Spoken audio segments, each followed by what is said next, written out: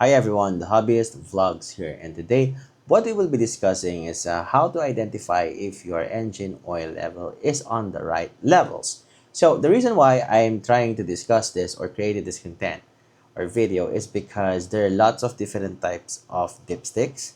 In Toyotas, Nissan, and different brands, they have different dipsticks, and some of them are confusing. Some of them have like humps on the dipstick itself, and some of them looks like that the indicator that says H and L are the starting and end points of those levels. But little did they know there are little dots or sometimes holes, which is the actual indications of those levels. So on my end, on my experience, I have a Nissan Navara, and I'll show you in this video that if you check the dipstick, it looks like a little bit confusing. Where's the correct where to exactly look, right? So Nissan Navara or Nissan car brand owners, I think you know this pretty much. So anyway, listen carefully because I itemize this, and first item is, of course, or action point is look for your owner's or car owner's manual. Usually at the very latter part or the last part or the latter part of the manual, you will see the maintenance sections, and you will see the engine oil, transmission oil, or fluid levels or capacity. On my Nissan Navara, it says there are two um, columns there from the table. It say dry and wet. Okay, when you say dry, if the engine is newly overhauled, it's fully dried, so that's what it means.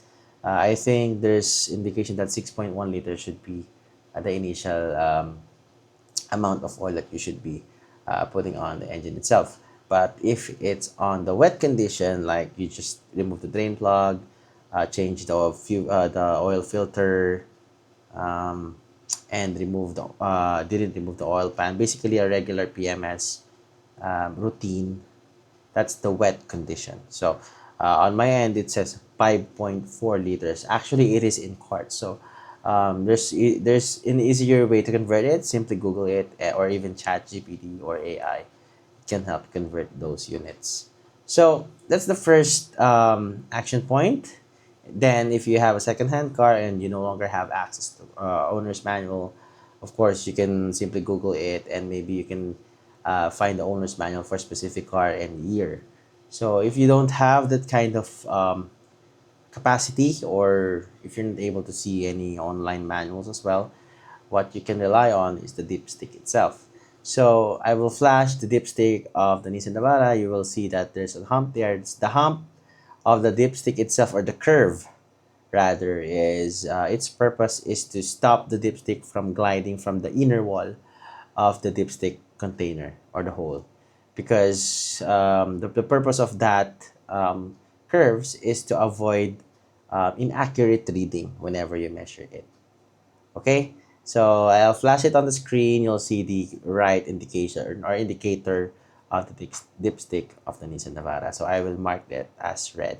I'll point some red arrows on the highest and lowest point of the measurement. So it doesn't need to be always on the highest point, but it is better if you get it exactly. But if you're a little bit lower than the dot, or the mini tiny or tiny dot that indicates the highest point, that is okay.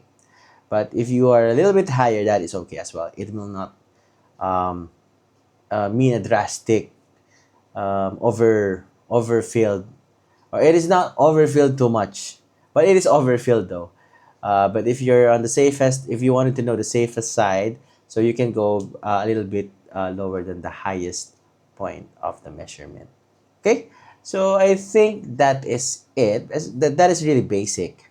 Um, if you don't have any dipstick, I think you should buy a dipstick. Okay, so the reason why this is crucial, and some of the mechanics would agree and some would disagree. If you overfilled your engine oil, so there are lots, it will splatter on the areas that it isn't supposed to be, and even force your seals, the rubber seals that sits on your crankshaft or crankcase, or someone the crankshaft on before the flywheel. right? So yeah, so it will create a little bit of pressure, and sometimes it will harm. It is not always like that, but sometimes it will cause harm on those um, oil seals, especially if your car is already a second-hand car. And also, it can cause overfilling. It can cause blue smokes on a cold start. On some cars it is normal, but usually there's no smoke visible on diesel engines, especially gasoline engines. And maybe if you overfill it like 500 ml, that's really bad. If you overfill your car engines or the engine oil with like 50 ml, 100 ml, that is okay. But if you overfill it like 500 ml or 300 ml and up, I think that's just really bad. I saw many YouTube videos that proves that overfilling it on a certain engine and means no not it doesn't cause any harm at all. But again, different cars, different engines have different engineers, different structures, and of course different behaviors. So yeah, it is better to stick on what the owner's manual is telling you, especially if that manual is specifically for your car. So yeah, if you have any insights, any comments, any suggestions, or maybe you wanted to discuss something, please leave your comments on the comment section. And please don't forget to like, share, comment, and subscribe.